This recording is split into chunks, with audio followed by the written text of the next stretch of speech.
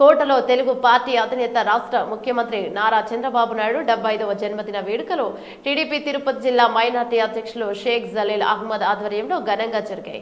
Telugu Desam party నాయకులు, కార్యకర్తలు, అభిమానులు ప్రజల సమక్షంలో ఘనంగా జన్మదిన వేడుకలు నిర్వహించి కేక్ కటింగ్ అనంతరం అన్నదాన కార్యక్రమాన్ని నిర్వహించారు.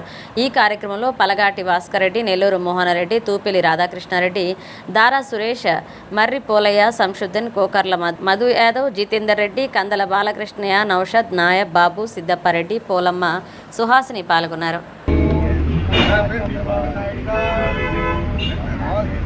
అందరికీ నమస్కారం. ఈరోజు ఆంధ్రప్రదేశ్ రాష్ట్ర ముఖ్యమంత్రి వర్యులు, తెలుగుదేశం పార్టీ జాతీయ అధ్యక్షులు నారా చంద్రబాబు నాయుడు గారి జన్మదిన సందర్భంగా ఈరోజు కోట గ్రామంలో అన్నదాన కార్యక్రమం మరియు కోట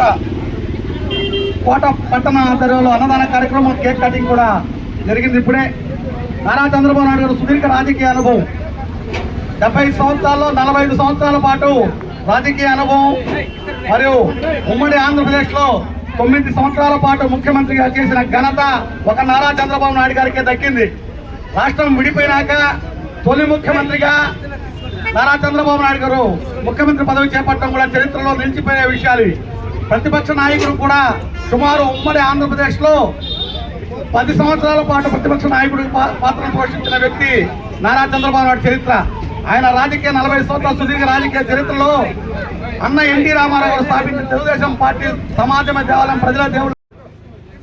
మన ప్రియతమ నాయకులు, తెలుగుదేశం పార్టీ జాతీయ అధ్యక్షులు, ముఖ్యమంత్రి వర్యులు మాన్య శ్రీ నారా చంద్రబాబు నాయుడు గారి 75వ జన్మదినాన్ని పురస్కరించుకొని మన కోట మండల తెలుగుదేశం పార్టీ తరఫున విచ్చేసిన తెలుగుదేశం పార్టీ సీనియర్ నాయకులు భాస్కర్ రెడ్డి గారికి, అలాగే